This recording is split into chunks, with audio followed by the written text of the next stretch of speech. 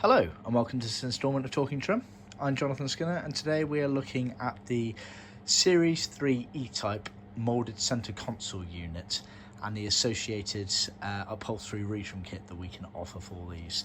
So this is a bit of a continuation video, or rather an additional video to ones I've done before, showing you just the retrim upholstery kit that we can offer for you to be able to retrim your moulded console at your end. The other videos, which you can see in the link below in the description, I've retrimmed a couple in leather kits to various stages, but this is actually the retrim kit. Say if you wanted to just carry out the work yourself, or you've got a local upholsterer, this is the kit that we can supply.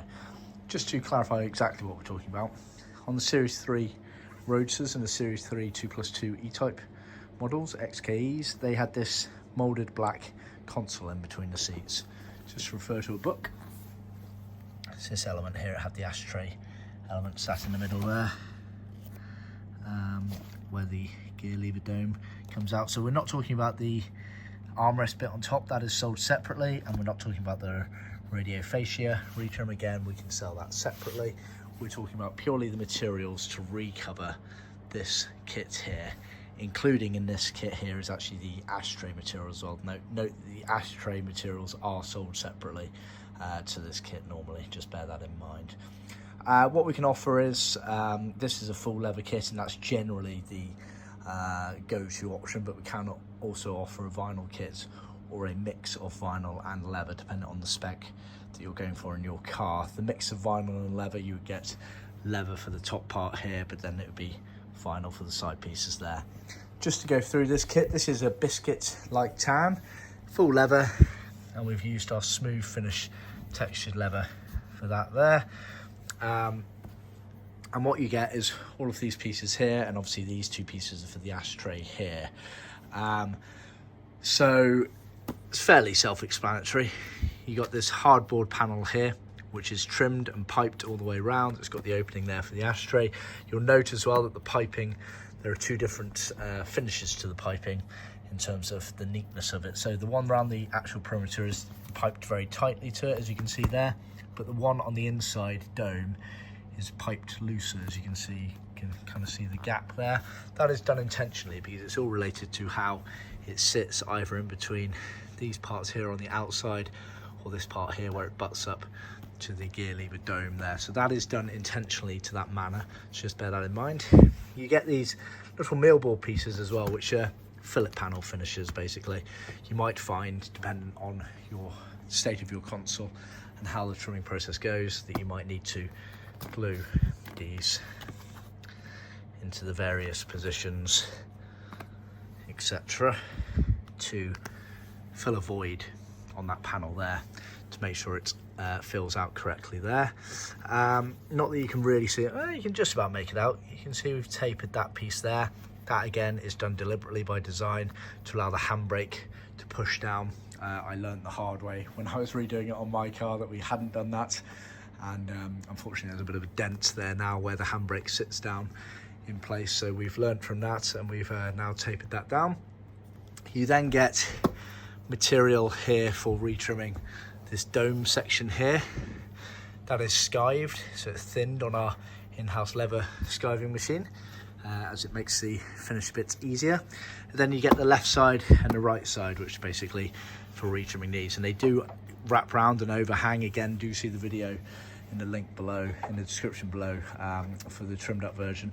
The reason obviously the left side one has this rather large overhang compared to the right side one is all related to it tucking down and trimming around this handbrake slot here on the panel here.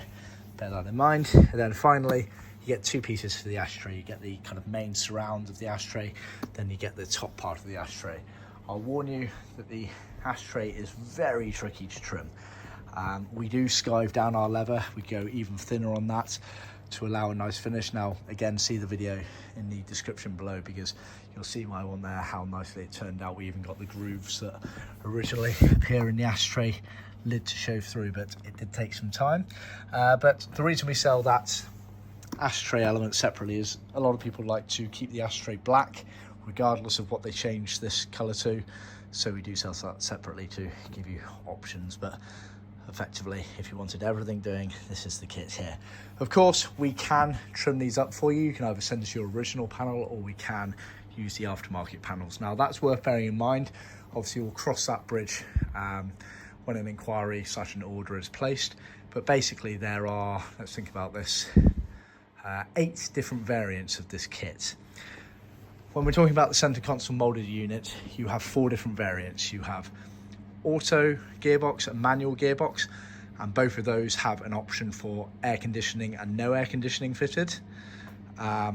So you've got 4 options there straight away, and it does affect the shape and style of this kit here, and thus does affect elements of this here. We tried to make them as universal as possible, but there is still variants to them, so just let us know what you've got.